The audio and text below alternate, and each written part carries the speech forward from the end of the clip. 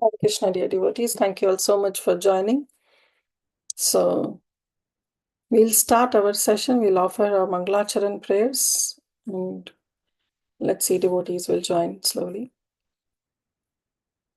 So, let's start with our Mangalacharan prayers. Thank you all so much for your wonderful association.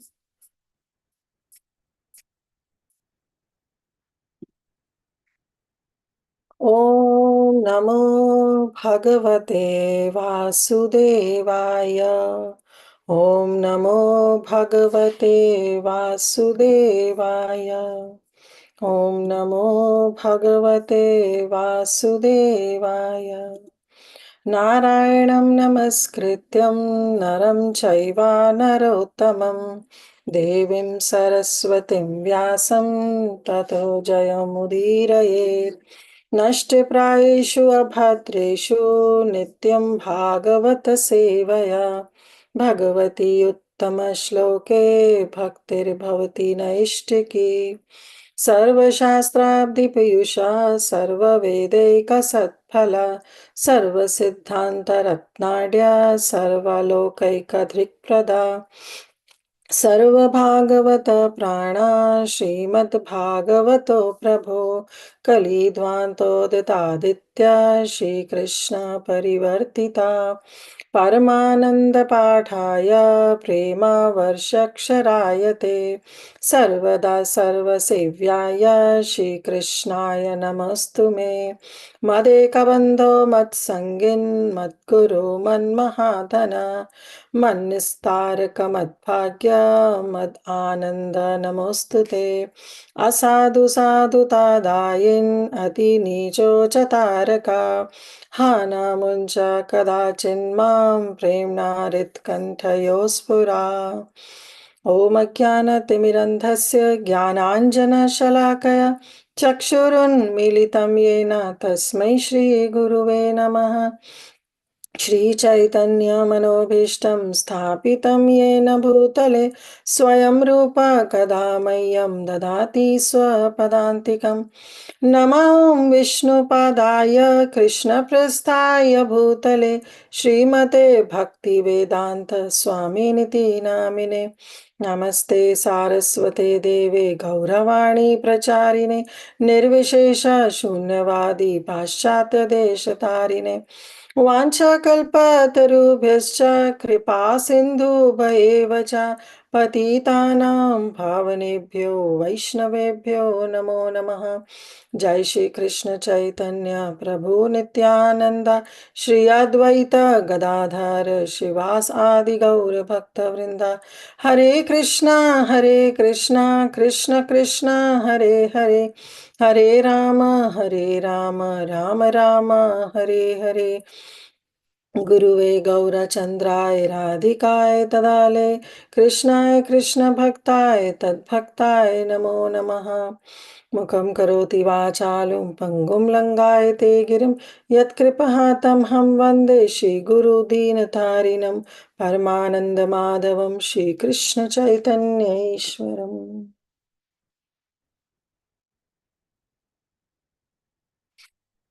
Hare Krishna, dear devotees, thank you all so much for your wonderful association. I know today is the very auspicious day for the disciples of His Holiness Jayapataka Swami Maharaj. Today is his 76th Vyasa Puja. So happy Vyasa Puja to all his wonderful disciples. Thank you so much. So we'll continue with our Srimad Bhakti Vaibhav session. And today we are in chapter number 3 of Canto 1.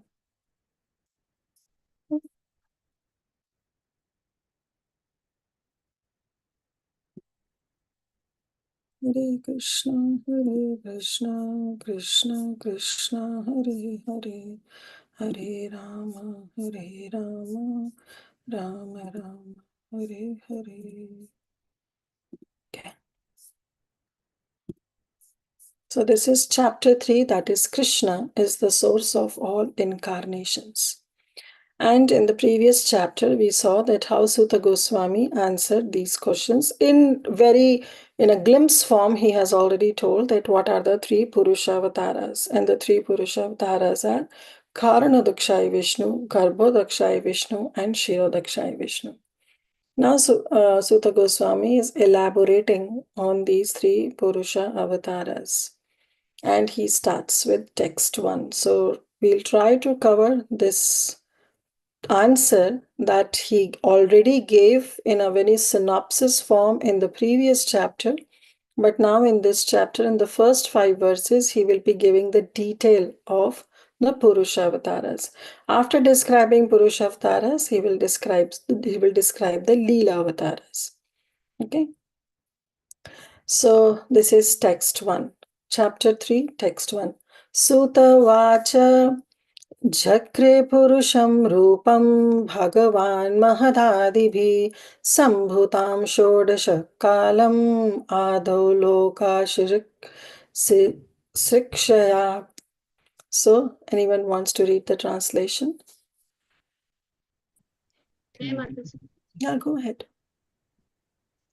Translation. Suta say, in the beginning of the creation, the Lord first expanded himself in the universal form of the Purusha incarnation and manifested all the ingredients for the material creation. And thus, at first, there was the creation of the 16 principles of material action. This was for the purpose of creating the material universes. Thank you, Sadamri Mehtaji. So, what incarnation he is talking about? Which Purusha Avatara? Sadamri Mehtaji? First, Karanadakshay Vishnu. Karanadakshay Vishnu. So, he is talking about Karanadakshay Vishnu, and he is saying, Jagre Paurusham Rupam. So he accepted. Who accepted? The Supreme Absolute Truth, the Supreme Absolute Lord, the Supreme Personality of Godhead. He accepted. What he accepted? Paurusha Rupam. He accepted the form of Purusha Avatar. And now he is describing the first Purusha Avatar. That Purusha Avatar. So Bhagavan. See, now he's saying who accepted? Bhagavan accepted. Mahad Adi bhi, and how he accepted that Purusha form? By taking the ingredients of the Mahad, of the material world. And what are those ingredients? Sambhutam, those ingredients that will be needed for creation. What are they? Shodasha Kalam. They are the 16 primary principles that the same Purusha avatar, the first Purusha avatar that Bhagwan took, he accepted those 16 primary principles. For what?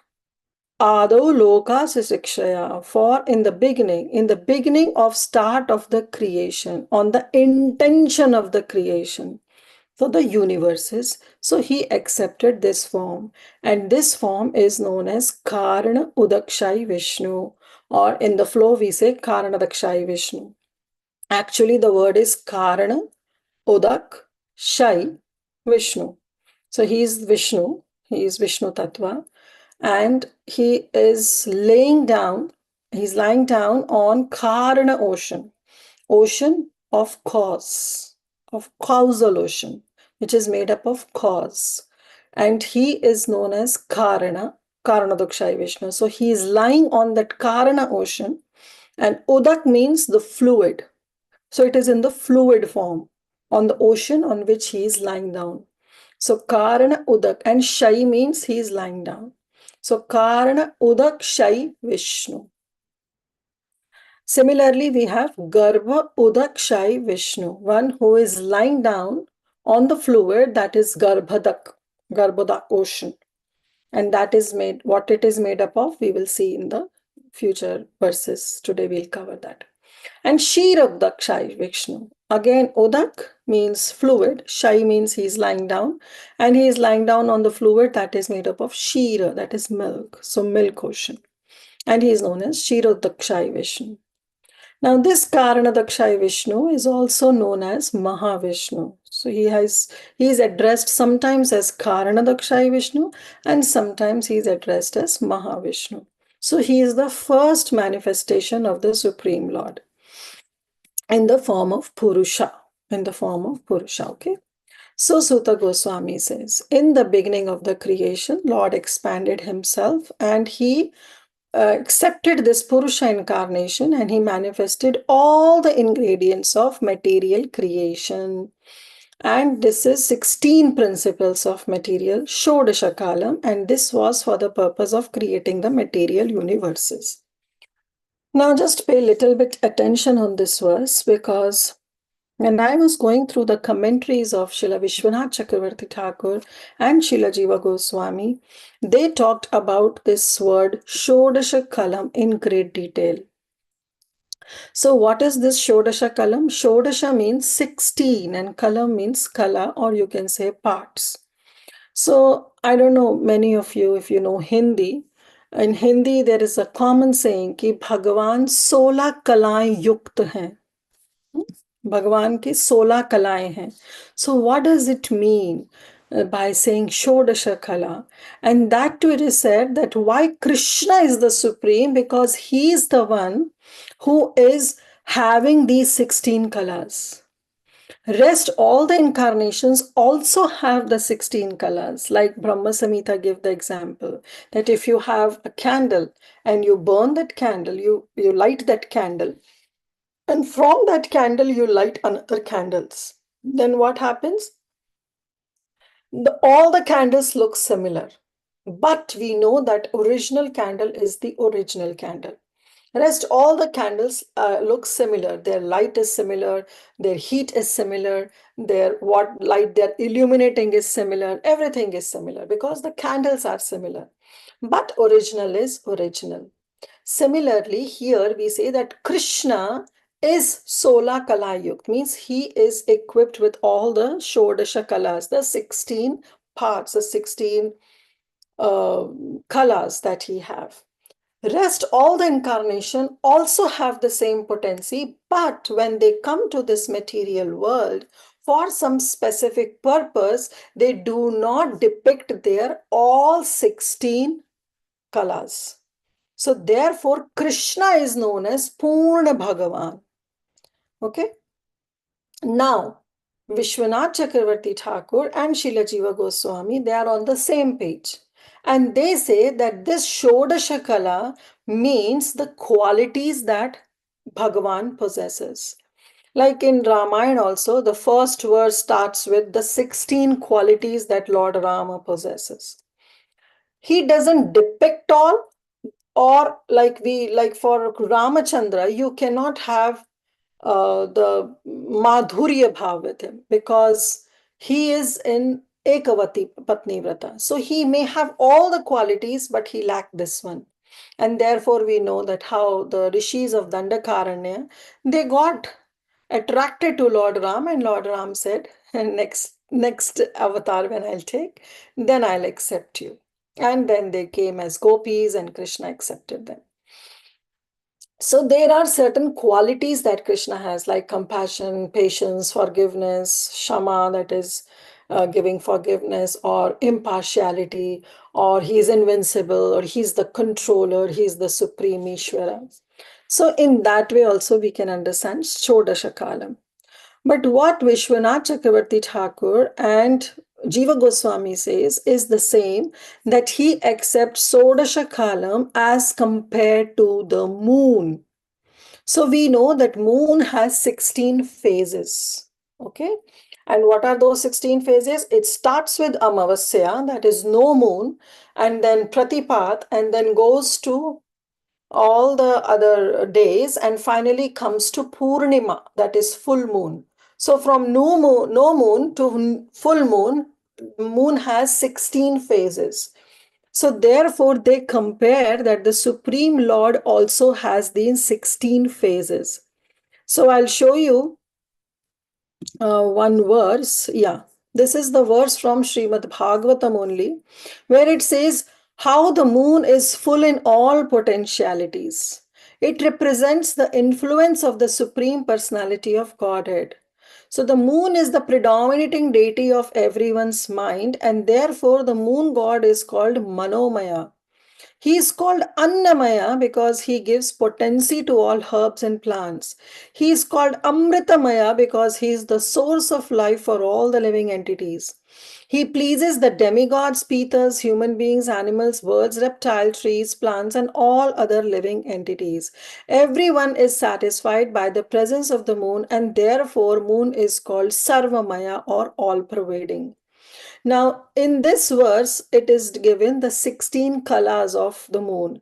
And in the same way, it is being said that Krishna also is compared to that moon who has 16 colors. Of course, we know that Krishna is the source of all this moon, but still, it is being mentioned here. Okay, now I want to show you another verse. Oh, come on. Okay. So now we'll see this Srimad Bhagavatam. So before this, let's come back to this. So he says, Jiva Goswami and Rupa Goswami talks about these Shodasha Kalam where they compare it with moon, the 16 phases of the moon.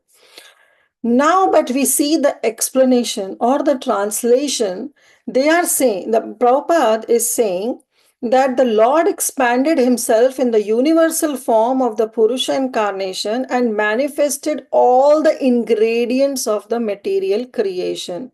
And these ingredients of material creation, he says that there are 16 principles of material creation. Now, Prabhupada doesn't talk about all this. He doesn't talk about the phases of the moon. He is talking about the 16 primary principles of material creation.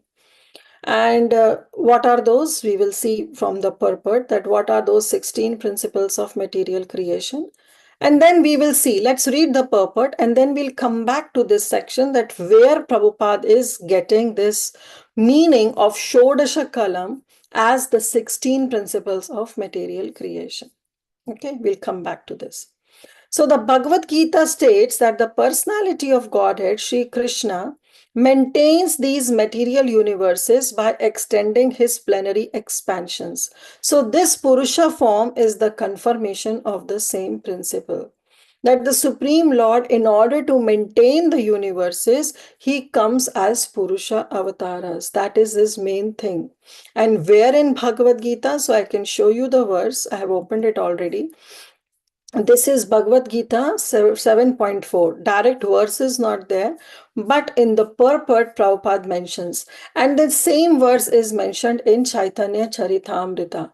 Vishnu tu trini rupani puruksha akhyani atho vidhu ekam tu mahata shastra. Means for the creation, he takes the first, that is Mahavishnu form. Dvitiyam, so Anda Samsitam. And the second incarnation he takes as he goes into every universe, in every Anda, as Garbhodakshai Vishnu.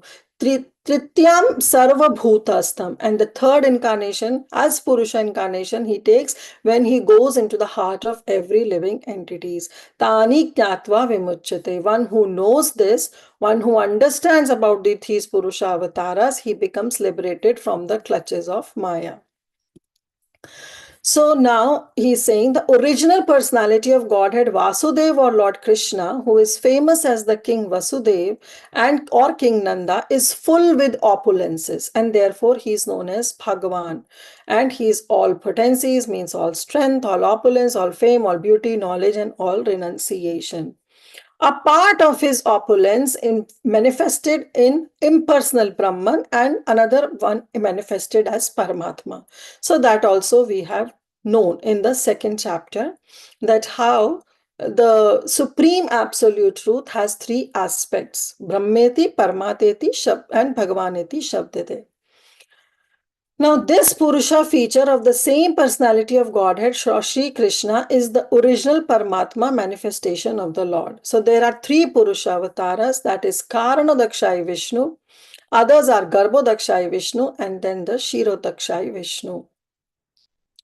So, innumerable universes are generated from the skin holes of Karanodakshai Vishnu when he exhales. So, when he exhales, from every pore, it's not only from the nostril or from the mouth, but from every pore of his body, the universes comes into being.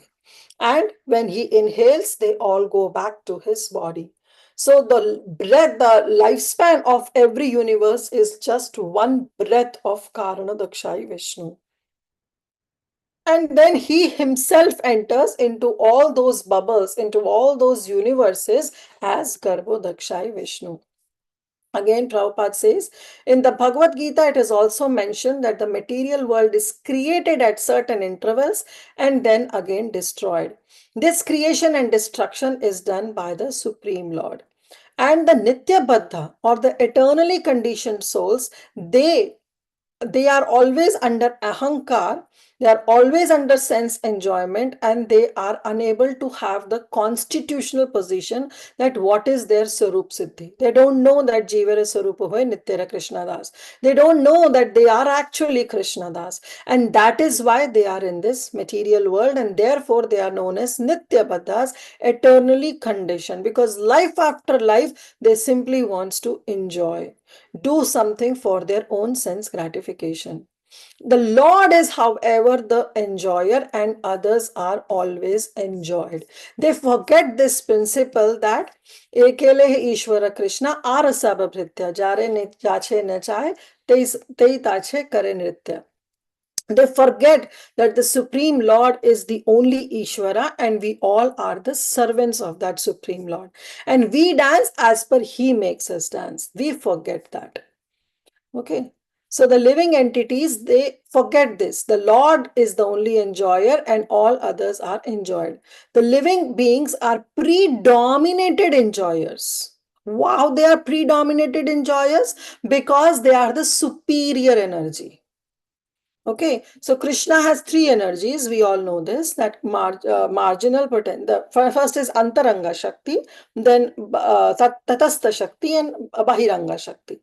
In Bahiranga Shakti, it is said that comes the material nature. But among the material nature and the jivas are superior and the material nature is inferior. So the jivas, they exploit, they enjoy material nature. But they are eternally conditioned, forgetful of their constitutional position, and they only have bhogavansha kare. They only have bhog vasna. They only want to enjoy. The chance to enjoy matter is given to the conditioned souls in the material world. Side by side, they are also given the chance to understand their real constitutional position. But they are so much into Bhogwancha that they forget to understand what is their constitutional position. Those fortunate living entities who catch the truth and surrender unto the Supreme Lord would eternally and join the eternal liberated souls, and thus they are allowed to enter into the kingdom of God. So when they are allowed, Brahmande Brahmite Jive Kaun Bhagyavan Jiva, Guru Krishna Prasad Pai Bhakti Lata Bija. So after wandering into this 14 planetary system, the Jiva somehow comes in contact with the pure devotee, the eternally liberated soul, and thus he understands his constitutional position and is allowed to enter into the kingdom of God. And when these fortunate living entities, they enter into this kingdom of God, they need not come again within the occasional material creation. Yad gatvata nivartante tad dhama paramam mama. In Bhagavad Gita, Krishna says, one who comes will never come back, will go only with one-way ticket. But those who cannot catch the constitutional truth are again merged into Mahat Tattva. Now he is explaining this Shodasha Kalam. What is Mahatattva? This Mahatattva contains all the ingredients of material manifestation, including the conditioned souls. Primarily, this Mahatattva is divided into 16 parts, and those 16 parts are namely 5 gross material elements and the 11 working instruments or senses. So there it is being mentioned that this Mahatattva is made up of 5 gross material elements. What are those? Earth, water, fire, air, ether. And then he's saying he's made up of 11 working instruments or senses. So what are those 11? Is the karmendriyas and the jnanendriyas. So jnanendriyas are like hearing, touching, seeing, tasting and smelling. And the seats, which are, they're known as cognitive senses or knowledge acquiring senses, Gyanendriyas. The Indriyas, the senses through which we get some knowledge, like hearing, we get some knowledge, seeing, touching, tasting, and smelling. The senses, which are the seat of the senses of all these karmendriyas, like for hearing, we have ears, for touching, we have skin, for seeing, we have eyes, for tasting, we have tongue, for smelling, we have nose. Now, you will see sometimes Prabhupada, when he talks about Jnanendriyas, he talks about ear, skin, eyes, tongue, and nose, which is not wrong, which is also good because, but it's a little bit, if you go deep into it, that actually the senses, the Indriyas are like hearing, touching, seeing, tasting, and smelling, and the seat of those senses is ear, skin, eyes, tongue, and nose. So sometimes Prabhupada will talk about hearing, touching, seeing, and sometimes he'll talk about ear, skin, eyes, and so forth, which is perfectly okay. So these are the five Jnanendriyas. Now the five Karmendriyas, by you do some working senses, and which are known as conative senses, which are like speaking, grasping, walking, evacuation, and procreation.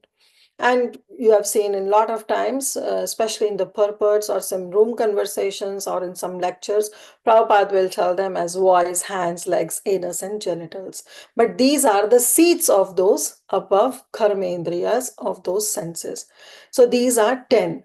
So karmendriyas, jnanendriyas 10, and 5 are our gross material elements, that are earth, air, water, fire, ether, that are panchabhutas. And the 11th one is the 15, and the 16th one is the mind. So that constitute the 16 parts. And this Mahatattva is like a cloud in the clear sky. So in the spiritual sky, the effulgence of Brahman is spread all around. We know this. And the whole system is dazzling in the spiritual sky.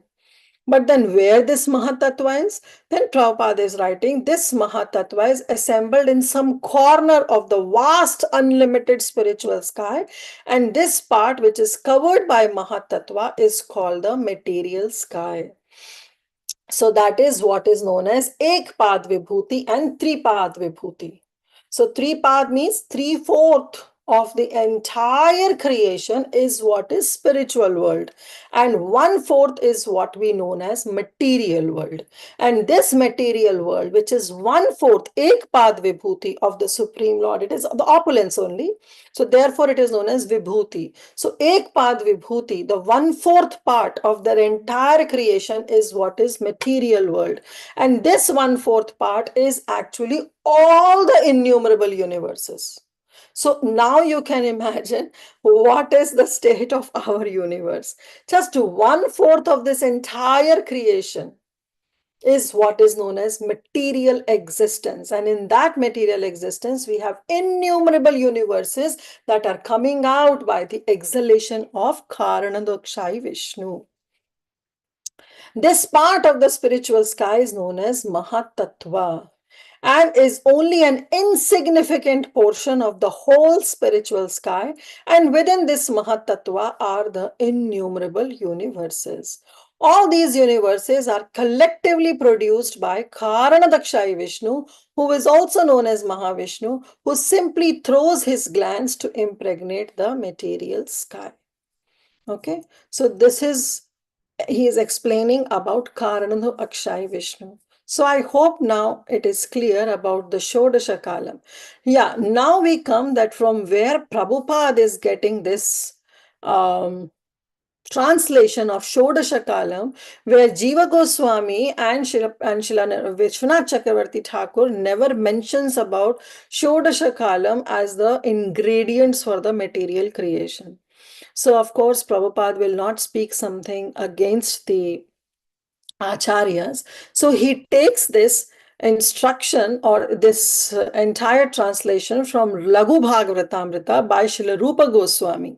When he quotes this verse, this 1.3.1, describing the Karnadakshaya Vishnu, there he talks that this Shodasha Kalam can also mean the 16 items which are needed for material creation.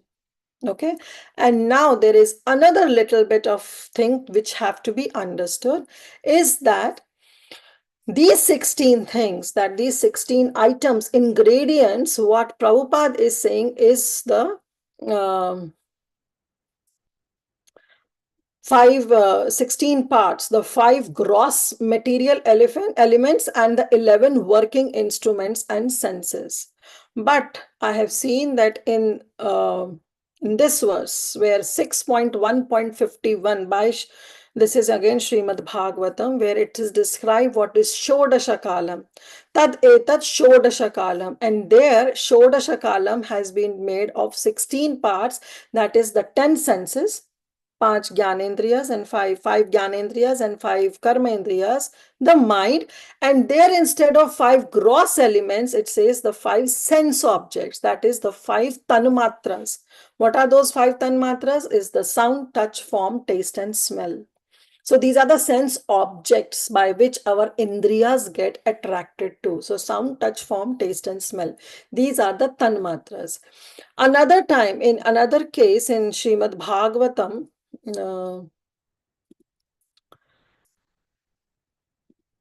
yeah. So this 522.10, okay, this we have done. Okay, this one, 518.18, again, Shodashakala has been described as parts are 16 original ingredients. There also Prabhupada says 5 objects of the senses and the 11 senses. That is 5 Gyanendriyas, 5 Karmendriyas and 1 mind. That is together 11 and 5 Tanmatras. Now, only in this today's purport where Prabhupada says the 5 gross material elements. So point is that we don't have to go into nitty-gritty of all this. We have to, and why I've shared all this, because if somebody is curious and they look for and they get confused, so better to avoid the confusion at the very start only. Because in the future, when you will go to the 5th canto or 3rd canto, you will come to know that what is Shodasha Kalam. At that time, you should not get confused and you should be very clear in this mind that what Shodasha Kalam are. Here, Prabhupada is saying 5 gross material elements and 11 working senses, which is also okay because ultimately everything is there in Mahatattva. Whether it is 5 gross elements, whether it is 5 tanmatras or whether it is 5 gyanendriyas or 5 karmendriyas and then mind, intelligence and ego. So when we'll come in the 3rd canto, when we'll talk about how Kapila Dev gave this entire knowledge to Devahuti in the Sankhya philosophy, that time we'll read in detail that what are those senses, what are the seats of those senses, and then how Mahatattva has all these 24 elements. Okay, at that time we will go in detail. So right now you can just understand about this Shodasha Kalam is that in one way, yes, Krishna is there with all the 16 qualities, the 16 kalas. Now, like Vishwanath Chakravarti Thakur also mentions it as Shaktis, that Krishna is endowed with 16 Shaktis. So it can mean differently. But here what we'll stick to only Prabhupada's meaning, and Prabhupada says is the 16 elements of material creation. Okay. Yes, Praladananda Prabhu, please go ahead. That's not Prabhupada. There is this sloka also, 2.4.23.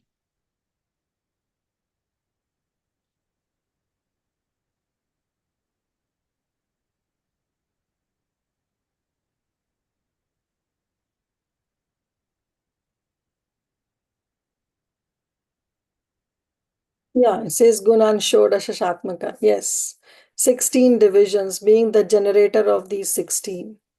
Right. So that also was connected to the 16 principle. I just wanted to make. Thank you. Thank Very you. well.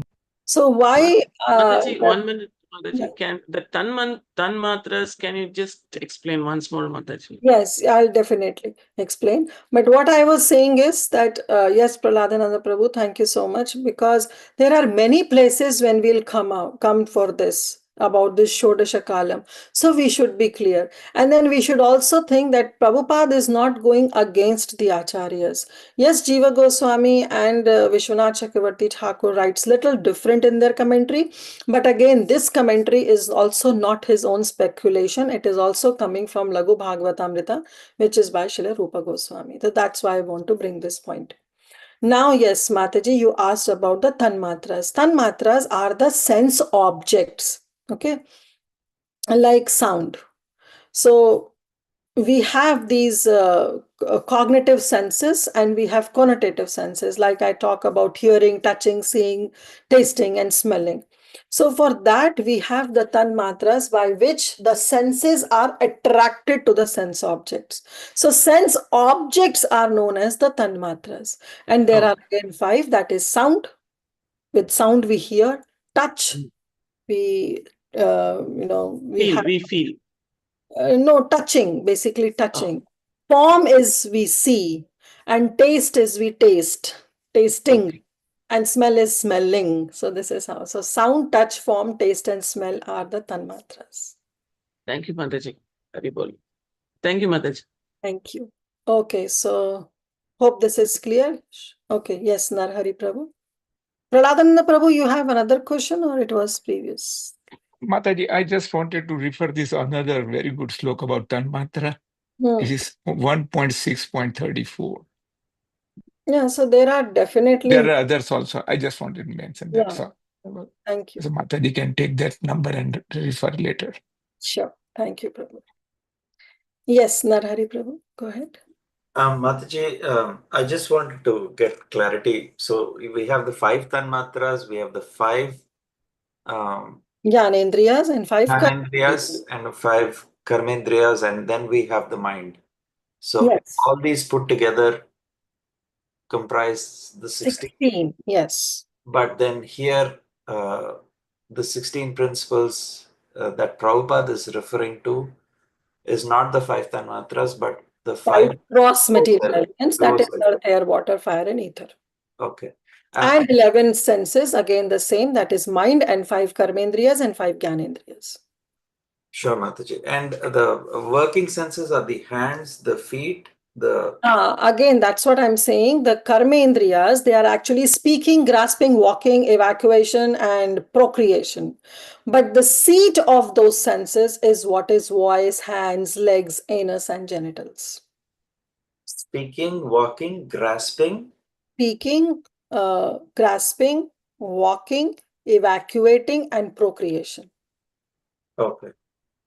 So the karmendriyas are these. So speaking is the function, right? For the It's not a working sense. Speaking is a function. So function. That's what I'm saying. So it's a karma indriya, working senses through which you work. But the seat, how you work, how you speak, is through your voice. Means you should have a voice to speak through your vocal cords. So that's the seat of that sense. Like walking. Walking is an activity, but how you walk only with legs. So the seat of that walking is what is known as legs. Again, don't get confused. Even if you mention voice, hands, legs, anus, and genitals, that is also perfectly okay, because many times Prabhupada has also said this. But why I'm telling you right here only, because in the 3rd canto, when you will go in detail, then it will come. When Kapila Dev gave these instructions to Devahuti. So when we refer to the working senses of the karmendriyas, we should refer to as anything, either speaking, grasping, walking, evacuation, or procreation, or you can talk about voice, hands, legs, anus, and genitals. It doesn't matter. It doesn't matter. Same. Okay. Both are same. And then knowledge acquiring senses. Same. Hearing, touching, seeing, tasting, and smelling. Or you can say ears, eyes, skin, nose, or tongue. Whatever. Perfect. Thank you, Mataji. It's always been a very difficult topic in Yeah. using. So this is creation, but this is the Sankhya philosophy, and it will come in great detail in the third canto. Thank you. And there, yes, a mind will spin, no doubt about it. Because there they'll be talking about the Dig Devatas also, because now every sense has its own Devata also associated to it, the demigod. Yes. So, yes, that time we'll break our head. But right now, what he's saying is the first Purushavatara, that is Karanodakshai Vishnu, whose job is to give all these material, these 16 elements, and finally, through breathing, creating lot of universes, innumerable universes. That's the sum and substance. Okay. Okay. Thank you, Now, Master. thank you, Prabhu. Okay, anyone else has any question? Yes, Saudamini Mataji. Sir. Hare Krishna. Mataji, I was thinking why sometimes 16 elements are mentioned and why 24 elements mentioned in Mahatattva. Yeah, so there, that's what I'm saying. That is what I brought this point, that in Mahatattva, actually, there are 24 elements. They combine together the 5 gross elements, Karmendriyas, Gyanendriyas, and our Tanmatras, and then mind, intelligence, ego, everything is included. But here, only talking about this Shodasha Kalam is what we are talking about, the 16 main elements. But Mahatattva is made up of all. That's why those 5 elements are different in 2 shlokas. It contains 24 elements. Yes. Yes. Okay, Mataji? Okay. Yes, Mataji. Indulekha Mataji, please go ahead. Sorry, Mataji, one quick question. Yeah, go ahead. Mataji, initially we're talking about Jiva Goswami's and Rupa Goswami's explanation on the Shodasha Kalam. After we talked about all the elements of, the material elements, I kind of lost track of where that was going. Could you please repeat that? Yeah, So I sorry. was telling that Jiva Goswami and Vishwanath Chakravarti Thakur, when they give the description of this Shodasha Kalam, they are talking about the 16 phases of the moon, that how the moon in all the 16 phases nurture.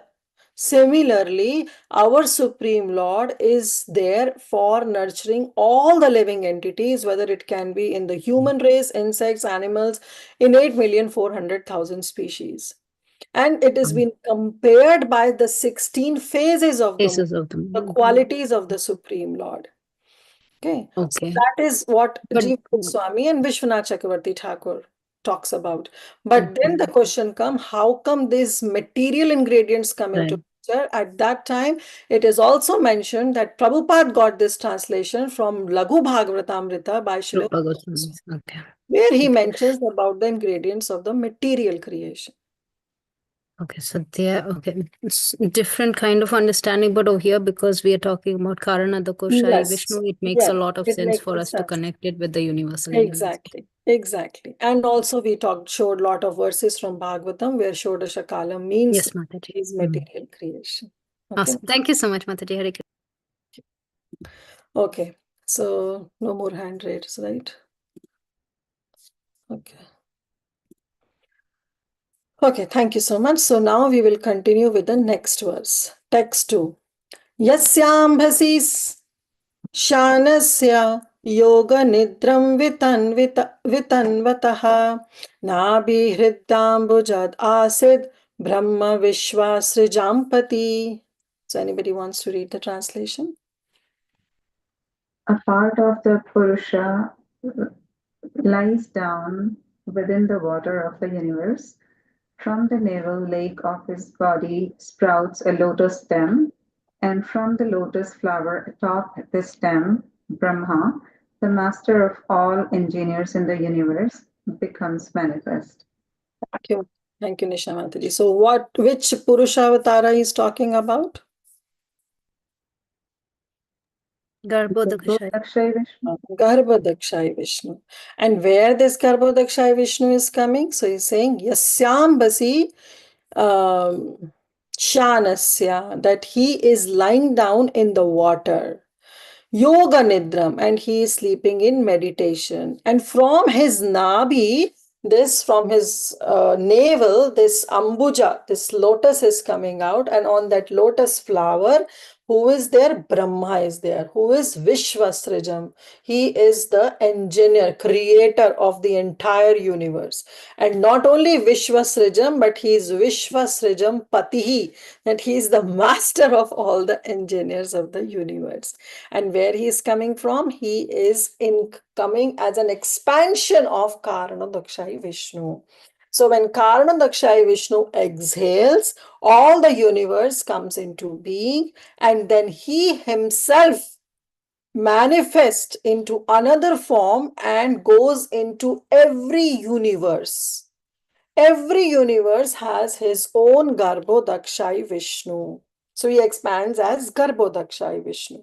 So who is he? He is expansion of Karanadakshayi Vishnu only, but he is taking a different identity and he is going into every universe. So the super soul of every universe is Garbhodakshayi Vishnu, who is lying on Garbhatak ocean. What this Garbhatak ocean is made up of, let's see. So the first Purusha is the Karnadakshayi Vishnu, and from his skin hole, see, not only from the nose and the mouth, but from his every pore of his body, innumerable universes have sprung up. In each and every universe, the Purusha enters as Garbhad Udakshayi Vishnu. He is lying within the half of the universe, which is full with the water of his body. And from the navel of him sprung the stem of the lotus flower, which is the birthplace of Brahma, who is the first created being, the father of all living beings, and he is the master of all the demigod engineers who is engaged in the perfect design and working of the universal order. Now, within the stem of that lotus, the 14 planetary systems and the earthly planets are situated in the middle. So upward they are better planetary systems, and the topmost is Brahmaloka, or known as Satyaloka, and downwards we have lower planetary systems which are inhabited by asuras. So we have three planetary systems. Where they are? In that entire lotus stem. So the stem that sprung from the navel of Garbhodakshayi Vishnu is what is known as the 14 planetary system. And on the top is the lotus flower where Lord Brahma is there. So these 14 planetary systems, the middle planetary system is what is known as Bhurloka, the earth, the earthly planet. Not the earth actually, means not a particular Bharat Varsha, but the entire Bhurloka. Above this Bhurloka, which is the middle one, above are the seven. And that is Bhuvarloka, which is only for Rakshasas and the ghostly living entities. Then we have Swargaloka, which is the realm of the all 33 million demigods. And the head is Indra. And then we have Maharloka, Janaloka, Tapaloka, and finally we have Satyaloka, where Brahma resides. So this is the upper planetary system. Bhurloka, Swargaloka, Maharloka, Tapaloka, then Janaloka, Tapaloka, and finally Satyaloka or Brahmaloka. Now the lower planetary systems is what is known as Atala, Vitala, Sutala, Talatal, Mahatal, Rasatal, and Patal. This Patal is the hellish planets, where 22 hellish planets are being described by Sukadev Goswami in the 5th canto of Srimad Bhagavatam. Okay, so within this middle is what is the 14 planetary systems. From this Garbhodakshayi Vishnu, there is an expansion of another Vishnu who is known as Kshirodakshayi Vishnu. Why Shira? Because he is lying on the Shira, on the milk ocean. Shira means milk. Who is the collective Paramatma of all living beings. So the Paramatma of all the living entities is Kshirodakshayi Vishnu, but the Paramatma of the universe is what is Garbhodakshayi Vishnu.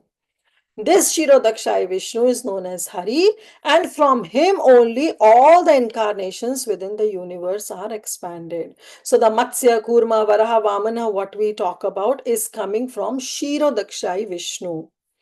Therefore, the conclusion is that the Purusha avatar is manifested in three features: Karnadakshay Vishnu, who is taking the aggregate of the Mahat Tattva. Then second is the Garbhodakshay Vishnu, who is entering into each every universe, and the Shirodakshay Vishnu, who is acting as Paramatma of every material object. One who knows is actually freed from the material birth and death. We have seen that verse from Chaitanya Charitamrita. In this shloka, the subject matter of Mahavishnu is summarized.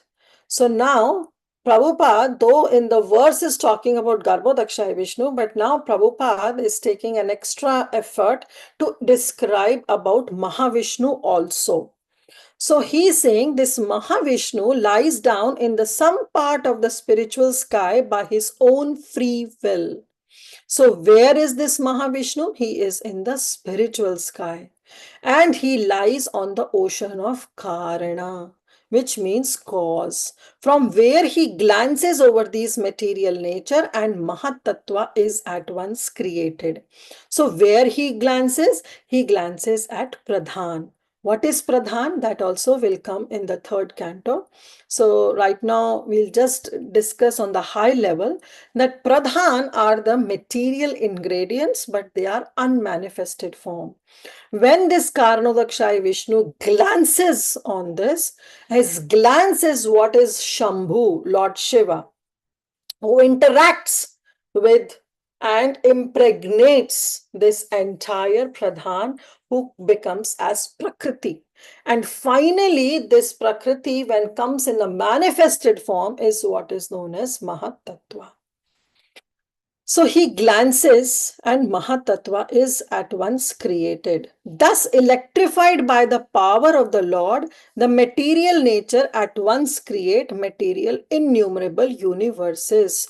Prabhupada is giving, just in due course, a tree decorates itself with innumerable grown fruits. The seed of the tree is sown by the cultivator and the tree or creeper in due course become manifested. So what our cultivator is doing? Our cultivator, Karnadakshay Vishnu, is simply glancing. Rest everything is manifesting on its own. Nothing can take place without a cause. There is nothing called chance, by chance. That doesn't happen. The Karana ocean is therefore called the causal ocean. So we should not foolishly accept the atheistic theory of creation where they do not believe in the creator. But he cannot give a good theory to explain the creation. Material nature has no power to create on its own without the intervention of the Purusha. Just as Prakriti or woman cannot produce a child without the connection of a Purusha or man. Therefore, Mahavishnu glances, and his glance is what is known as Shambhu, because the Vishnu Tattva doesn't interact with the material nature. So he needs the medium of Lord Shiva who interacts with material nature or Prakriti. This Purusha then impregnates the Prakriti and Prakriti delivers. So who impregnates? The glance of Mahavishnu impregnates, and the glance of Mahavishnu is what is known as Shambhu.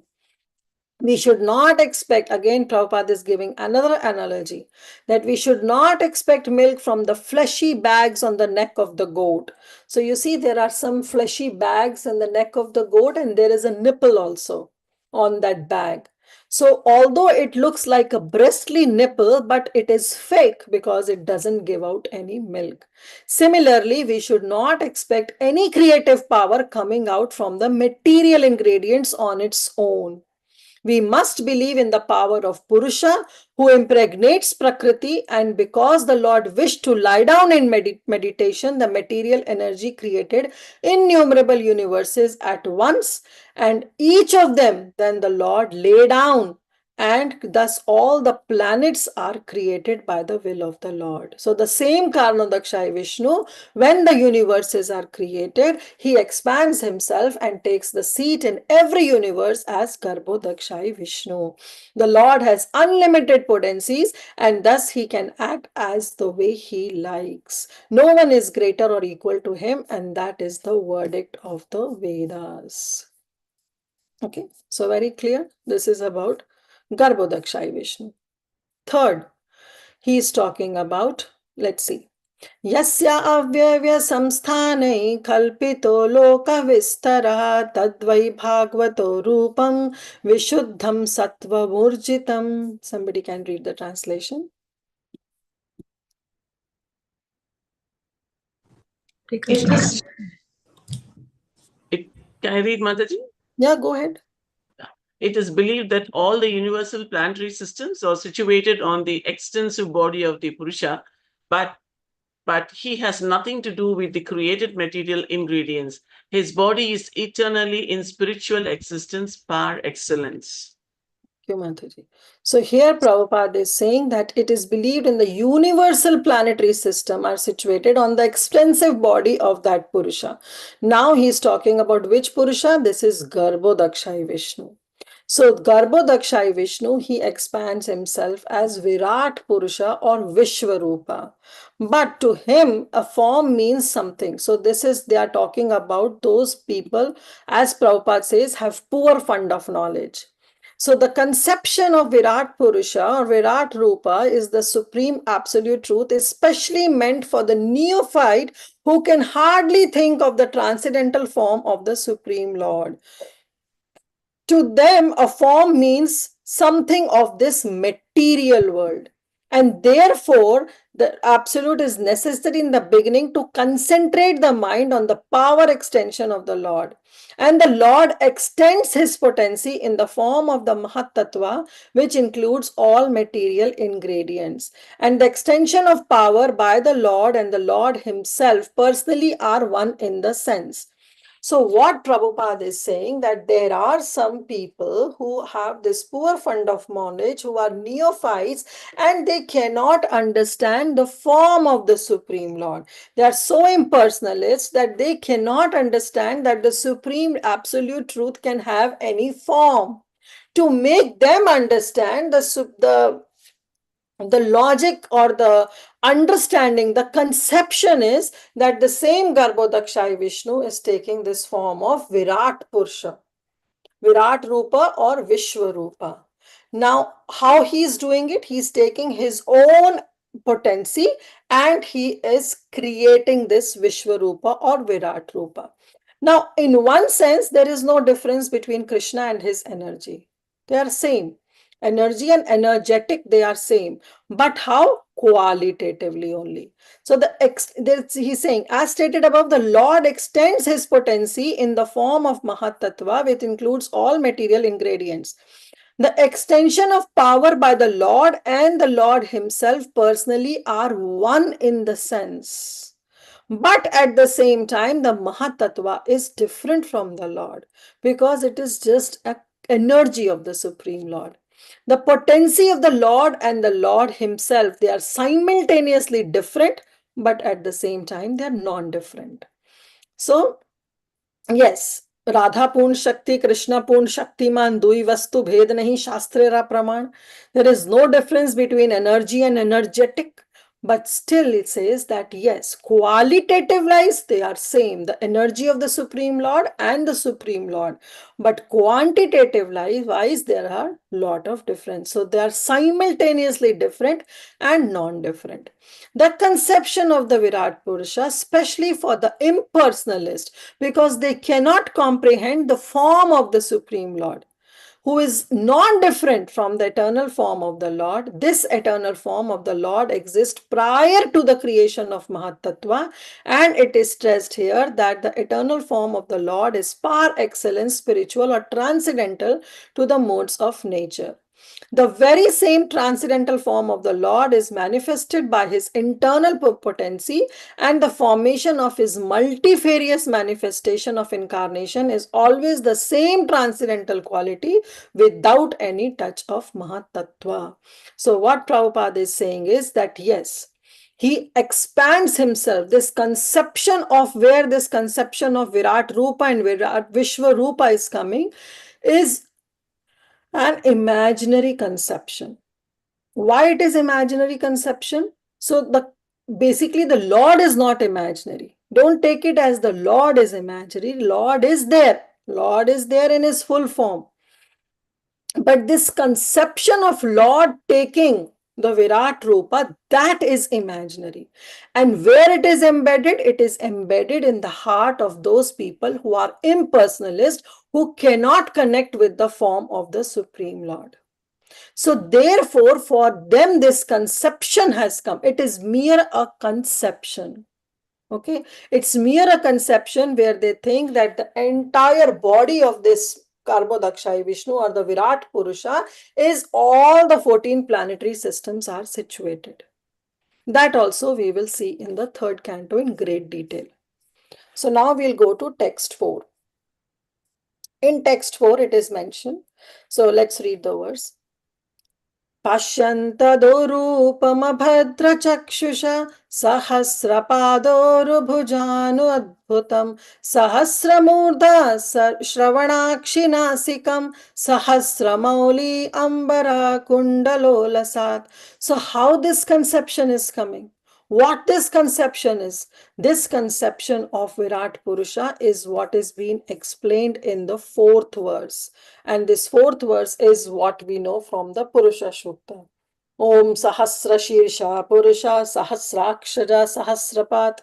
So the Lord has thousands of heads, thousands of eyes, thousands of arms, thousands of thighs. So this is what the conception of Virat Purusha is there. So somebody can read the translation. The devotees with their perfect eyes see the translation form of the Purusha, who has thousands of legs, thighs, arms, and faces, all extraordinary. In that body, there are thousands of heads, ears, eyes, and noses. They are decorated with thousands of helmets and glowing earrings and are adorned with garlands. Thank you. So the devotees, they see this transcendental form of Purusha who has thousands of legs, thighs, arms and faces. Ado Rupam Sahasra Pada. Pada means feet. Oru means thighs. Bhuja means arms. And they are Adbhutam. Anana. Anana means face. Sahasra Murdha. Murdha means heads. Shravana means the ears. Akshi means the eyes. Nasikam means the nose. And they are decorated with Sahasra garlands. Mauli means garlands. And Ambara means dresses. Kundala means the earrings that he's wearing. So now Prabhupada, he writes very beautifully. With our present materialized senses, we cannot perceive anything of the Supreme Personality of Godhead. So what is the name of the Supreme Personality of Godhead that describes that we cannot perceive him with his material senses? Adhokshaja. Adhokshaja. Yes, the Lord is known as Adhokshaja because we cannot perceive the Supreme Lord with our material senses. So Prabhupada is writing that with our present material senses, we cannot perceive anything of the Transcendental Lord. Our material senses first have to be rectified by the process of devotional service, and then the Lord becomes revealed to us. What is this verse, all Bhakti Shastri students? What is this verse? That only by the process of devotional service, the Supreme Lord reveals himself to the devotee, whereas the devotee with their imperfect senses cannot comprehend the form of the Supreme Lord. Yes, Atah Sri Krishna Namadin Bhavet Grahyam Indriya. Thank you. Say that.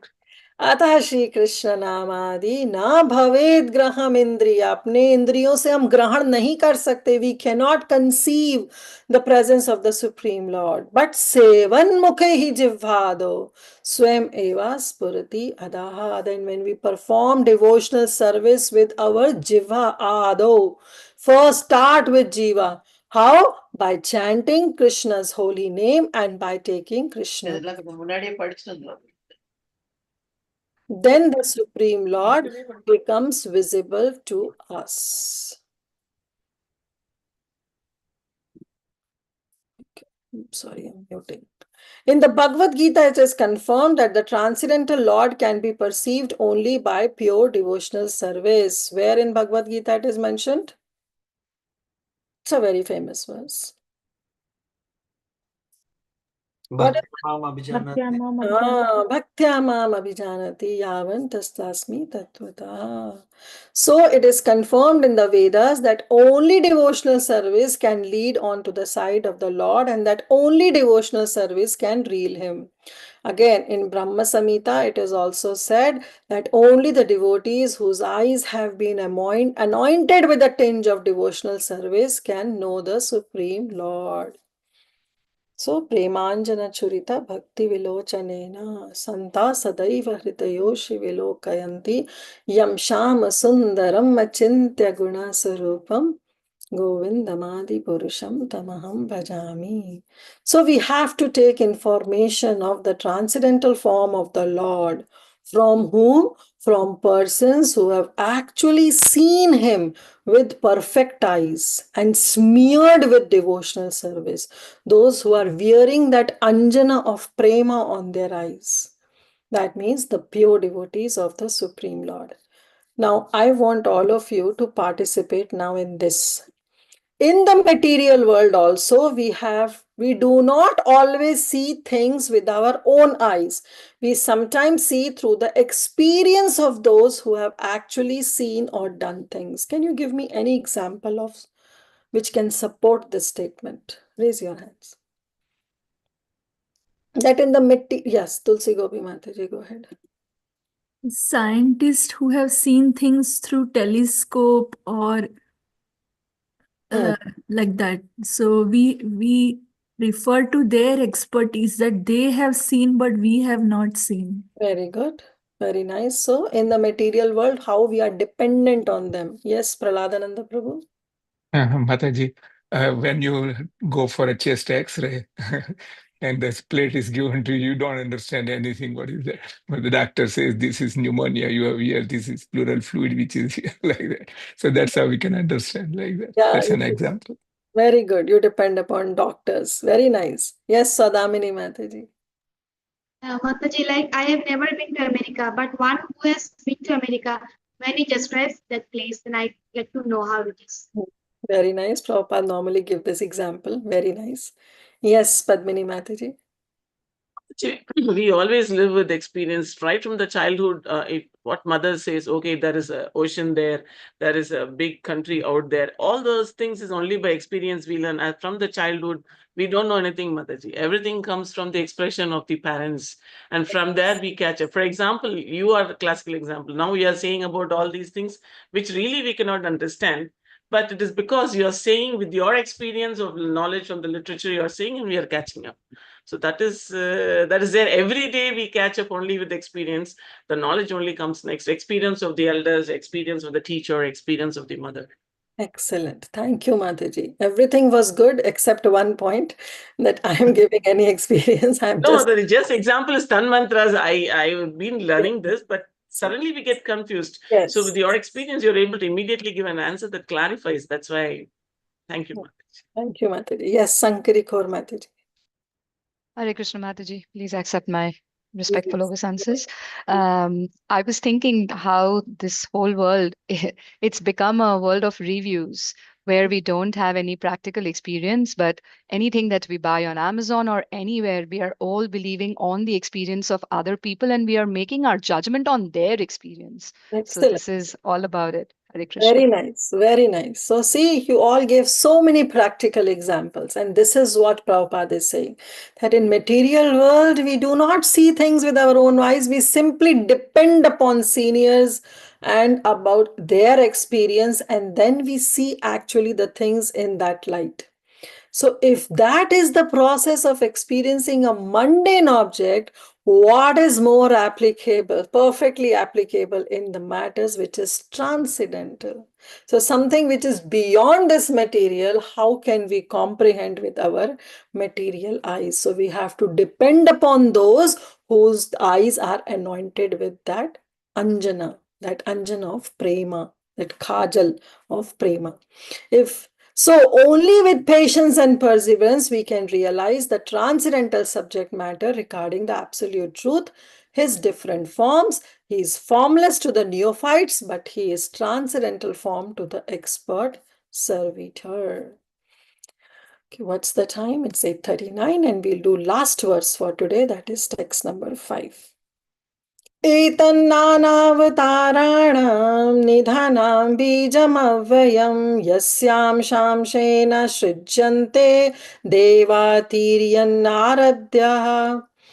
Okay, somebody can read the translation. This form, the second manifestation of the Purusha, is the source and indestructible seed of multifarious incarnations within the universe. From the particles and portions of this form, different living entities like demigods, men, and other are created. Thank you. Thank you, Shyam Gopal Prabhu. So, etan nana avatarana. So now he's saying etan nana avatarana means this Lord, nana avatarana. He has many incarnations, many manifestations, and he is what? He is Bijam. So whom we are talking about? We are talking about Garbhodakshai Vishnu. That this Garbhodakshai Vishnu, who is complete, of course, with the Shodasha things, because Shodasha Kalam, again, it's a Karmadakshai Vishnu only is expanding as Garbhodakshai Vishnu, and Garbhodakshai Vishnu is only expanding as Kshirodakshai Vishnu. Potency wise, there is no difference. They all are Vishnus. So potency wise, they are same. So he's saying Etan Nana Avatarana. So this verse itself shows that wow, he is Nidhanam Bijam. He is the beach. He acts as the source. So Karanodakshai Vishnu is acting as the source of all the material existence. Garbhodakshai Vishnu is the source of one particular universe. And the same Garbhodakshai Vishnu is expanding himself as Kshirodakshai Vishnu, who is the Paramatma in the heart of all the living entities. So he is equal to what? Many seeds. One seed, Bijam, is expanding as many Bijam. Because for me, my super soul is Kshirodakshai Vishnu. For you, it's Kshirodakshai Vishnu. For others, it's Kshirodakshai Vishnu. But for the universe, the same supreme soul, the super soul is Garbhodakshai Vishnu. For all the material universes, that is the material existence, the super soul is Karanadakshai Vishnu. And he is what? Nidhanam. He is the storehouse, the storeroom of treasure. Why? Because Yasya Amshena Srijyante. He is Amshi. Garbhodakshai Vishnu is the Amshi because he is the source of all avatars. Previously, we read that all the avatars, they are coming from Kshirodakshai Vishnu. But Kshirodakshai Vishnu himself is coming from Garbhodakshai Vishnu. So who is the source? Garbhodakshai Vishnu is the source of that particular universe in which all the avatars, they come. So Yasya Amsham Shena Srijyante. He is the Amshi, and from him all the Nana Avataram Amshas, his own Amshas, are coming in the form of various incarnations. And from him only comes whom? Srijyante Deva. He is coming, that Brahma, Lord Brahma is coming. And Brahma, from Brahma comes other parts and parcels. And he is the source of Deva, Tiryan, Nara, and Adyaha. Means he is the source of all demigods. Now, who is the source? Brahma is the source. Is the source of all the demigods. Tiryan means the animals, Nara means the human beings, and Adyaha means others. And in others, we can think of living entities like birds, beasts, and other lower species of animals. So this form, the second manifestation of the Purusha, that is Garbhodakshai Vishnu, he is the source and indestructible seed of multifarious incarnations within the universe. And from the particles and portions of this form, first Brahma comes and then different living entities like demigods, men and others, they are created. Prabhupada write a very long purport, but very beautiful purport. I could not think of missing one single line of it. So we'll spend last 15 minutes in understanding this purport. The Purusha, after creating innumerable universes in the Mahat Tattva, enter in each of them as the second Purusha, that is Garbhodakshai Vishnu. When he saw that within the universe there was only darkness, there was only space, and without even a resting place where this Garbhodakshai Vishnu can rest, what he did? He is Atmaram, he is self-satisfied, and he is self-capable of doing everything. He filled the entire half of the universe with water. What water? Of his own perspiration, his own sweda, his own sweat. And then he laid himself down on the same water. And this water is known as Garbhodaka. And this water is made up of what? His own sweat, his own perspiration. Then, from his navel, the stem of the lotus flower sprouted, and on the flower petals, the Brahma, that is the birth of Brahma or the master engineer of the universal plan, took place. Brahma became the engineer of the universe, and the Lord himself took charge of the maintenance of the universe as Vishnu. So now Prabhupada is talking about Guna avatars. That how, when Vishnu, Garbhodakshai Vishnu is there, now the creation has to take place. So for creation, he manifested Brahma, the first living creature, who is in the mode of passion, who was given the charge of creating the universe. But somebody has to be maintained. Only creation doesn't work. It has to be maintained also.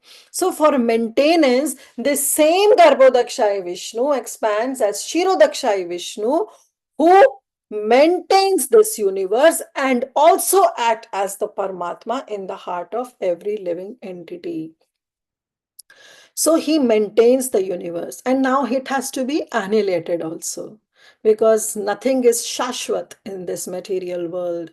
Only the spiritual world is eternal, is shashwat, is sanatan. But our this material world is ashashwat, it is temporary.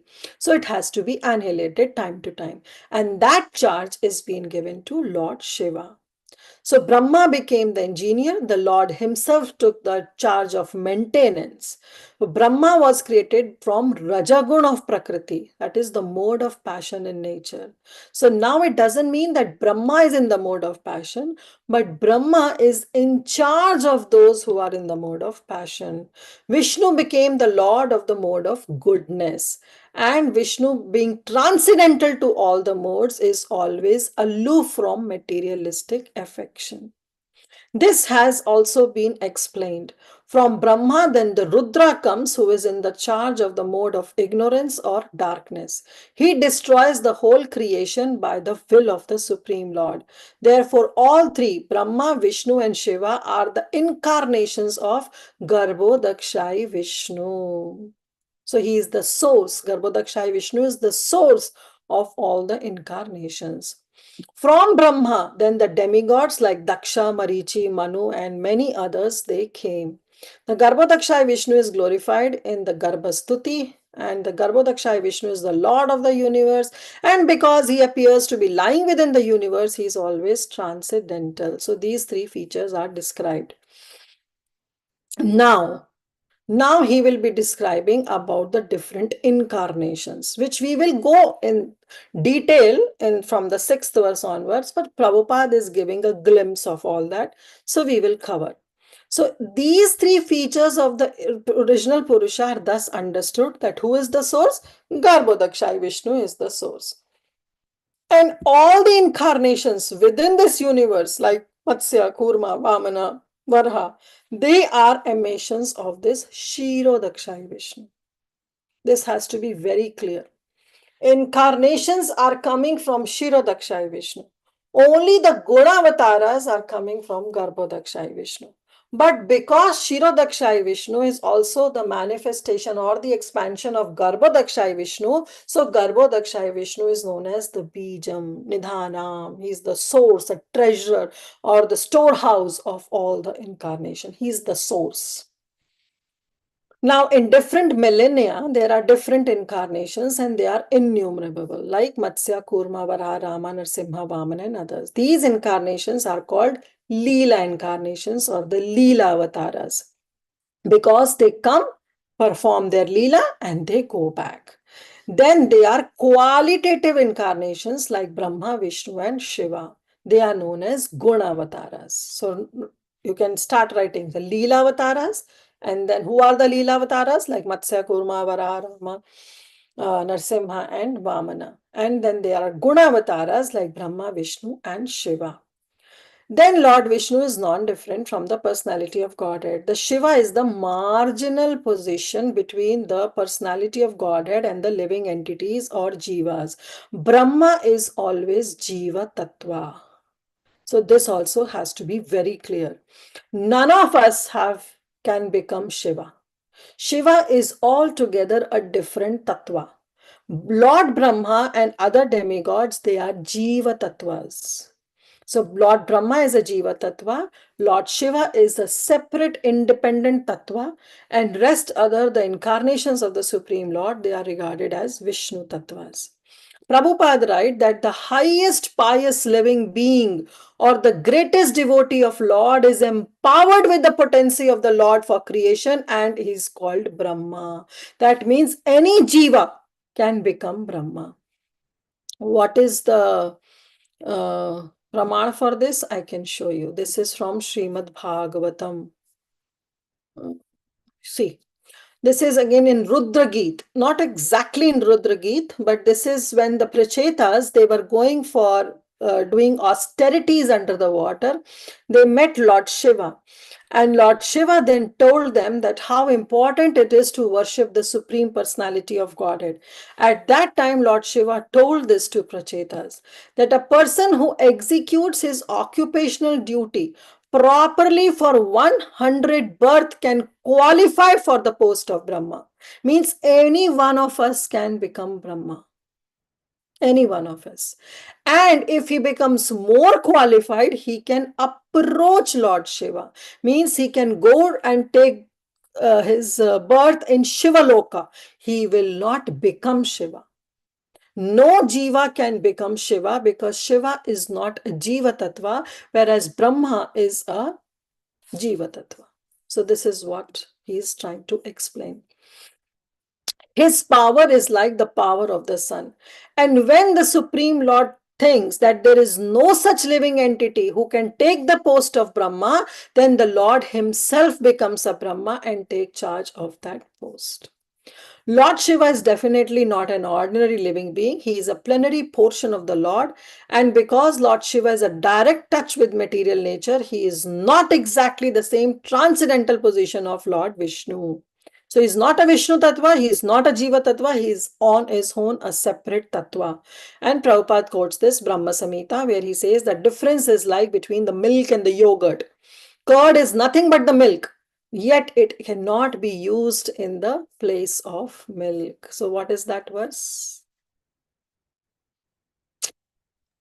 Kshiram विशेष योगा संजायते ही तथा पृथगस्ति हेतु यह शंभुतम अपि तथा samyupaithi karyad. He is coming for certain reason and he is Govindamadi Purusham Tamaham Bhajami.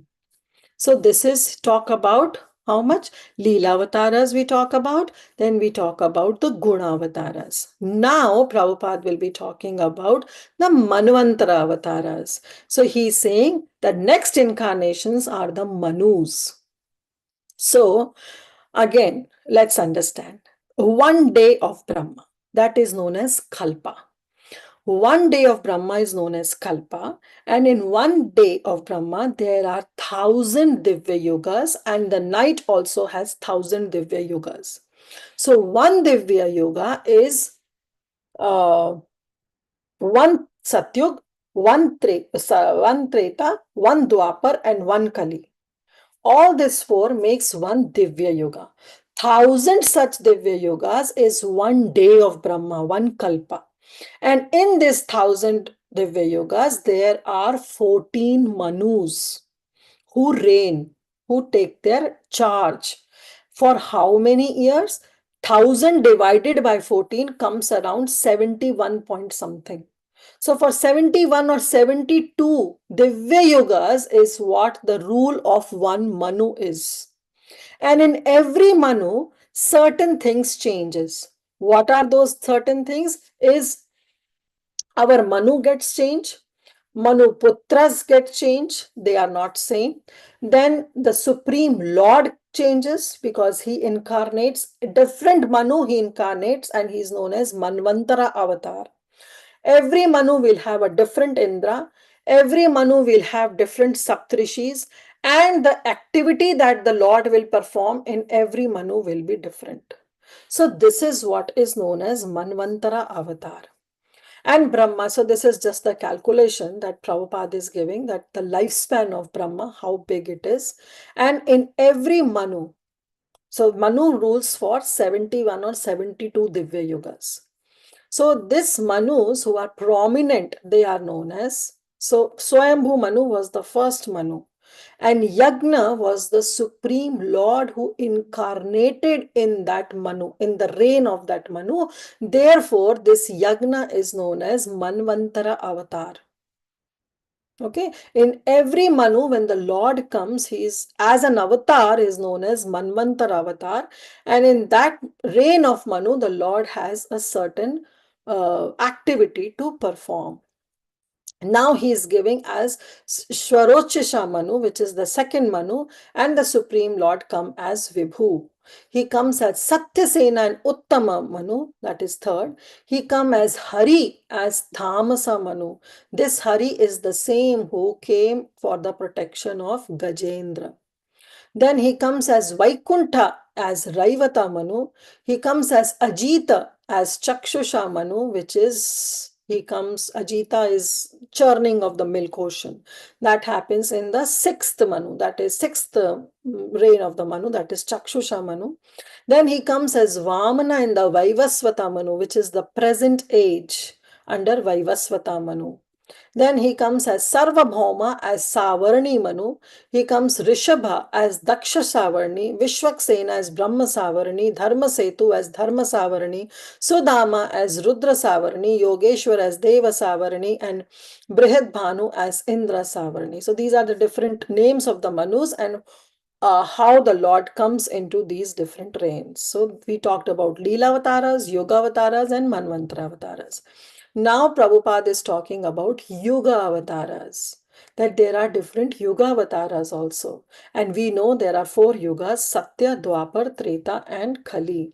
So normally the Lord is known as Tri-Yuga, because in Kali Yuga, the Lord comes as Channa Avatar. So, but here Prabhupada is saying that these yugas are Satya, Treta, Dwapar and Kali, and the incarnation of each yuga, he comes in a different color. As white, he comes in Satya Yuga, that is, he comes as Hamsa Avatar. He comes as red in Treta Yuga, that is Yagna.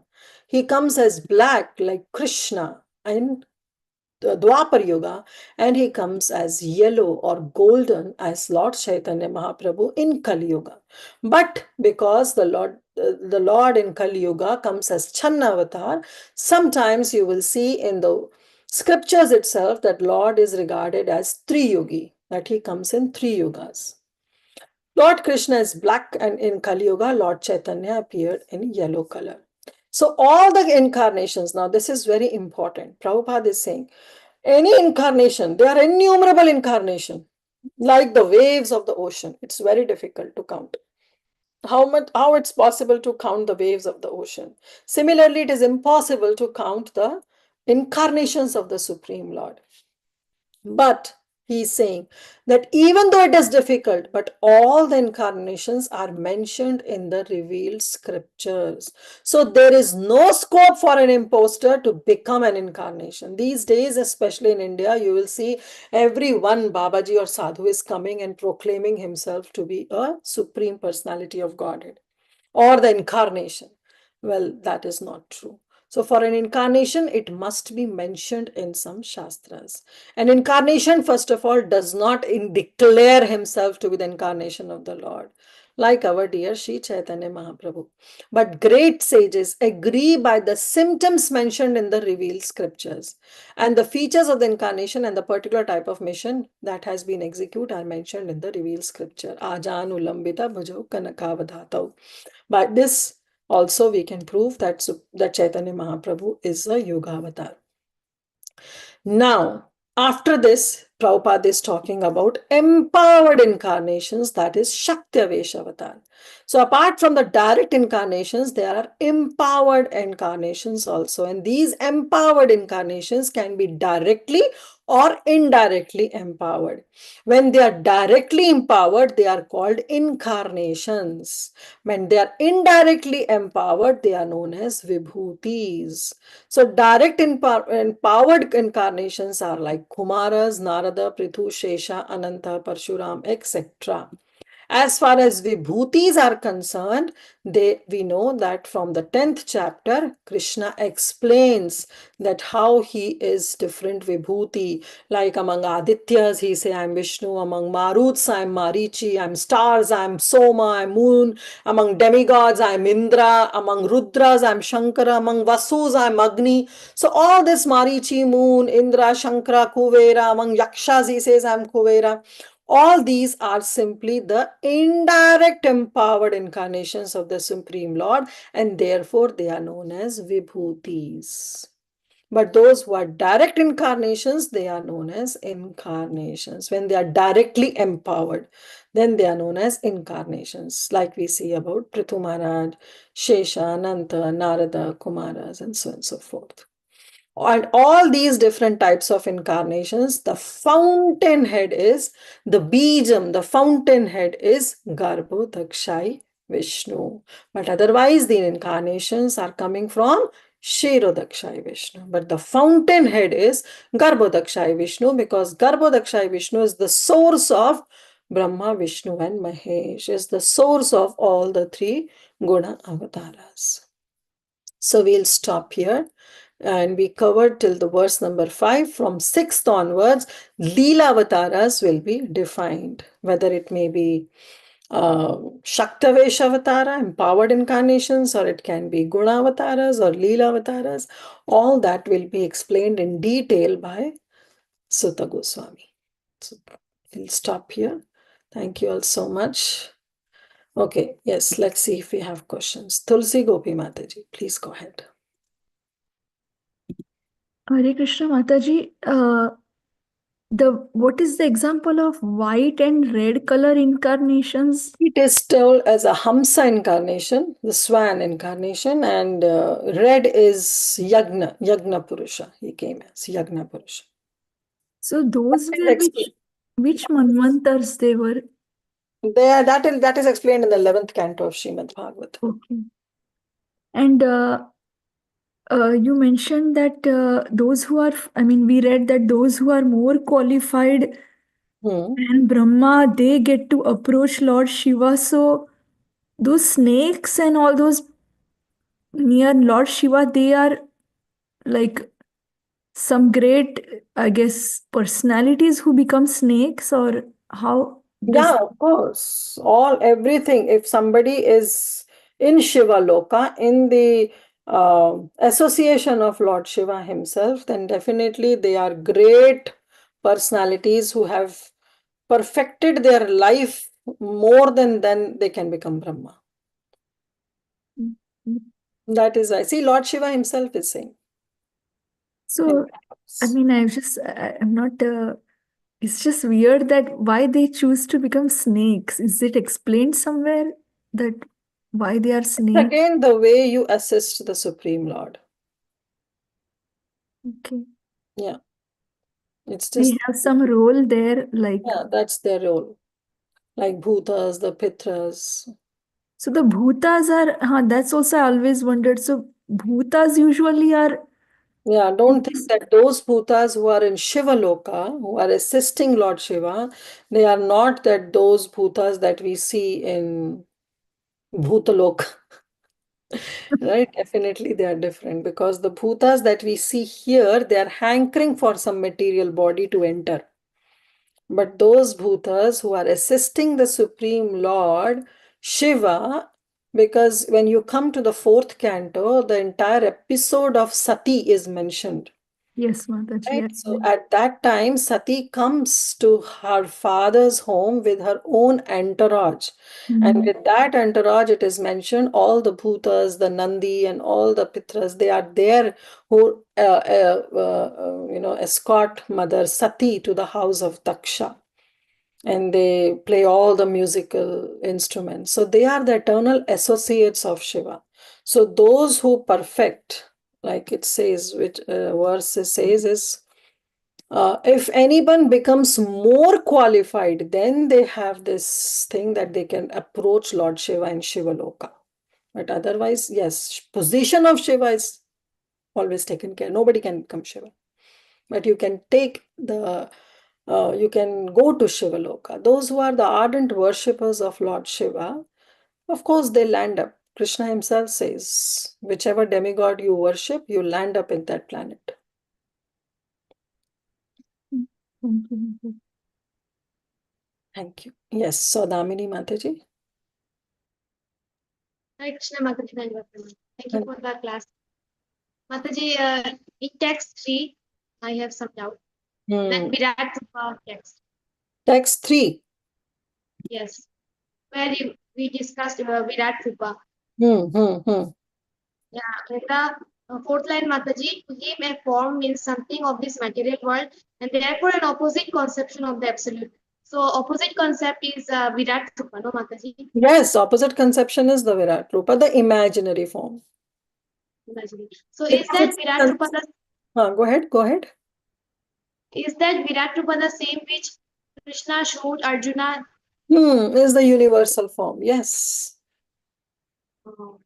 But Arjuna also saw in two ways, right? He saw one in the Saumya Roop and one is in the Kala Roop. Yeah, so yes, the same Virat Purusha. Therefore, in the Vaikuntha, there is like for Narsimha, Vamana, Matsya, there are different lokas of all these incarnations in Vaikuntha. There is a loka of Lord Narsingadev in Vaikuntha. There is a loka of Matsya, Kurma, Vamana, Vara. But there is no loka called as Virat Purusha because this Virat Purusha is mere the conception in the mind. So no material world, then no Virat Rupa also. Only in the material world it exists. Only in the material world. Not in the spiritual world because that conception of Virat Rupa itself is material. Mataji, towards the end of this purport, the very same transcendental form of the Lord is manifested by his eternal potency. So is that form the Shamsundar Roop, that one?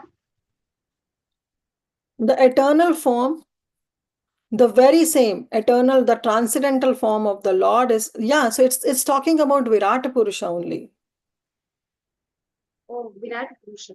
It's talking about Virat Purusha only, who is this eternal form of Lord, and is stressed here that the eternal form of the Lord is par excellence spiritual and the transcendental to the modes of material. The very same transcendental form of the Lord is manifested by his internal potency and for the formation of his multifarious manifestation of incarnation is always the same transcendental quality. Okay, no, this is not talking about the Virat Purusha. This is talking about the different forms, the eternal forms that the Supreme Lord takes. Like again, Matsya Kurma Varaha, because he is manifesting how these forms by his internal potency. So yes, you are right. These are the transcendental forms, means the personal form. Personal forms. Yes. Okay. Okay. Yes, Satyam Prabhu. Hare Krishna Mataji. Dhanavad Pranam. Thank you for the nice class as usual, Mataji. I have two questions. Is Lord Ram, if he comes as like a Leela avatar? Lord Rama comes as Leela avatar. Okay. And then in that purport where it was mentioned like in different manus, like Yagna as this Manu. So is it like the Lord is taking the Manu avatar? No. That is being mentioned that in Swayambhu Manu's reign, the Lord comes as Yagna. Oh, okay. Okay. Okay, like in all those in the 5th verse we were reading, right? So yes, it's been mentioned that like in Swayambhu Manu, the Lord comes as Yagna. In Swarochisha Manu, the Lord comes as Vibhu. In Tamasa Manu, the Lord comes as Hari. So I talked, right, that in Manu's reign, what all changes? The name of the Manu means the Manu personality changes. The Manuputra changes. The Supreme Lord's incarnation changes. His activity is different in every Manu. Indra changes and the Saptrishi also changes in every Okay. Manu. Okay, sure. Thank you, Mataji. Yes, Narhari Prabhu. Mataji, in purport for text 5, Prabhupada makes a statement. Therefore, all three, namely Brahma, Vishnu, and Shiva, are incarnations of the Garbhodakshaya Vishnu. So they are the Guna avatars. So is the Vishnu being spoken here Kshirodakshaya Vishnu or Kshirodakshaya Vishnu only. Oh, so Kshirodakshaya Vishnu is the Guna avatar. Yeah, Kshirodakshaya Vishnu also acts as a Guna avatar. I see. Okay. Yeah, that's the same Kshirodakshaya Vishnu who maintains, and at the same time, he is situated as Paramatma in the heart of every living entity. Thank you. Thank you. Today's class was very technical, Mataji. Oh, I know, it's so technical. And when you'll come to the third canto, it will blow your mind. I don't know if the mind will still be there I until then. don't know. For me also, it's too much. But yeah, thanks to Prabhupada's purport and, of course, the commentaries that we have. Yes, Nisha Mataji, please go ahead. Hare Krishna, Mataji. Thank you for the beautiful class, as always. Mataji, my question was regarding the avatars in Kali Yuga. You mentioned Channa avatar. What does that mean? And Avatar means the hidden incarnation. The Supreme Lord himself is coming, but he is not exposing himself to be the Supreme Lord. Okay, such as what examples? Like Chaitanya Mahaprabhu. But isn't Chaitanya Mahaprabhu you mentioned in Dwapar Yuga? No, in Kali Yuga. Kali Yuga, he comes as yellow avatar. Golden avatar. Golden avatar. Golden avatar That is is in Chaitanya. Kali Yuga. Yeah, who is a Channa avatar. Means he explicitly doesn't declare himself to be the Supreme Lord. He comes as in a form of a Bhakta. Okay. Okay, that's clear now. Thank you, Mataji. Okay. Yes, Divyangi Lalita Mataji. Mataji, how are the avatars classified as like Manvantara avatar versus Yuga avatars? Because like Manvantara avatars, Go ahead. with Manvantara avatars, they'll be like they are also part of the Yuga. Again, Leela avatars also appear in the Yuga. So like, how is the differentiation made? Like, okay, this avatar is a Leela avatar, but not a Yuga avatar. When they come for some Leela, they are known as Leela avatars. When they come in a particular Yuga, they are known as Yuga avatars. When they come for the entire 71 Divya Yugas of a particular Manu, then they are known as Manvantara avatara. Like right now, our Manvantara. Who is our Manvantara? Vaivasvata Manu. And the Kalpa is known as, the Kalpa means the day of Brahma. So Brahma also has the name for his days. So our Kalpa is known as Shvetavaraha Kalpa. And the Lord is coming as Vamana, as Upendra. So this is how the classifications is. So like Vaman Dev also has Leela, right? Mataji is Bali Maharaj. So why is he not classified as Leela avatar instead as a Manvantara? Yeah, so in that way, yes. Sometimes Vamana is also known as Leela avatars. Sometimes these Leela, they coincide with their Leelas. Like Varaha, Rama, and Vamana. So they coincide with the Leelas also. So they are sometimes known as Leela avatars. But if their Leela doesn't expand to the entire Manvantara, then they just come, they perform their Leela, and they go back. And sometimes the same Leela Avatara can stay for the entire reign of Manu, and then they can be classified as Manvantara Avataras also. So yes, you are right in the classification. Sometimes they can be as Leela Avataras, sometimes they can be as Manvantara Avataras. But usually Manvantara avatars, they stay for the entire reign. For the entire reign of that Manu, yes. Okay. That is Got it. 71 Divya Yugas. Thank you, Mataji. Okay, we have more raised hands. Nisha Mataji or no, Gauranga Gopal Das. Hare Krishna Mataji, Dandavat Pranam. Mataji, this reign is the reign of Vaivashvata Manu, Yes, isn't it? yes, Mataji, Vaivasvata. I was just wondering, like, where does he reside actually? I mean, since he is the king, we can term him as the king of this yuga, right? Not So Yuga, where does the he? entire I mean, Manu. Manu, Yeah. yeah. Where does he actually? Is there any loka for I him, or don't know. Maybe that Preeti will ask me. like Indra has a heaven? Yeah, like Indra has Yeah, heaven. I So know like, your question. Preeti will ask me, Mataji, do you know where he stays? She is a very expert in Goloka chart.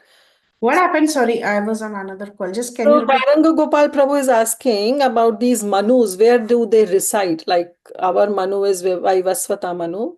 So where he is residing? Good question. Okay. He has his own loka. This for Swayambhuva Manu, when he comes in Devahuti chapter, third canto, comes from Brahmavarta. Yeah. And Prabhupada gives on the purport that it is somewhere in north only near the Ganges belt. Somewhere he says, but yeah, where is Vaivasvata Manu? That's a good point. Vaivasvata Manu. Mataji, could it be Someone around? asked, Mataji, could it be around the Meru situation? We remember somewhere Beyond mentioned. Meru, Sumeru, they are Dikpalas. On the top of the Sumeru, On top of it, Mataji. they are Dikpalas, means those who are the controller of those 10 directions. Their resort But is there. Manu is the chief of the controllers, right? So he should be around that area. We don't know. And someone asked because he's Vivaswan's son, is he with the sun planet? Even I was about to say. So we don't know actually. Only Swayambhuva Manu I remember reading. Vaivasvat Manu, no idea. Mataji, one more question. Vashus and demigods are more or less similar, right? Same. Agni is also Manu. Vashu, right? Who? Agni Devta is also Vasu, Vasu. right? So, like, why they are separately termed as Vashus? They are sometimes they have Devatas. role to play. So they are known as Vasus, Yakshas, and Gandharvas, and then they are known as there are so many mentions, all 33 million demigods. The term Vashu is, does it have a special meaning based on role or something? I think Vasus are in charge of the different elements of nature. So that's why you have this fire, air, wind, all that. So Okay, some specific role maybe. yeah, specific role with respect to material elements. They are the deities in charge of material elements that rule over certain material elements. And that will come in the third chapter when all these devatas will be defined, who will be in charge of all these organs. And Mataji, how are the Yakshas different from Rakshasas? That is also quite confusing. Oh, there's a verse directly in Bhagavatam itself about Yaksha and Rakshasa. Because one said, oh, he should be killed. The other said, no, he should be. I'll send you the verse directly on the chat. There is a difference between the two of them. What's the difference? Prabhupada mentions that in the purport also. I think that in the section of creation, secondary creation. Dhruva Maharaj, when he went in search of Uttama and he came to know that his brother has been killed by Yaksha, at that time Swayambhu Manu comes and he says that why you are killing all these Yakshas. So, yes. So, Canto 3, chapter 20, verse 21. Brahma, the head of demigods, full of anxiety, asked them, do not eat me, but protect me. You're born from me, and you have become my sons. The demons who were born from the body of Brahma were called Yakshas and Rakshasas, because some of them cried that Brahma should be eaten, and the others cried that he should be protected. The ones who said that he should be eaten were called as Yakshas, and the ones who said that he should be protected became Rakshasas or man-eaters. The two, Yakshas and Rakshasas, are the original creation by Brahma and are represented even until today in the uncivilized men that are scattered in the universe. They are born in the mode of ignorance, and therefore, because of their behavior, they are called Rakshasas or man-eaters. I'll just send this, Prabhu. You can read that. What's And this number, Mataji? 3 point? Okay. You can screen that. 2021. 2021. Actually, it's about the secondary creation by Brahma, how he creates different living entities. There, all these questions will come. I mean, all the answers will come to all of these questions. Yeah. Okay. Nice, Mataji. I got it, Mataji. Thank you so much, Mataji. Thank you, Preeti Mataji. Yes, Tulsi Gopi Mataji. Mataji, I had similar question like that Prabhu asked about Manu.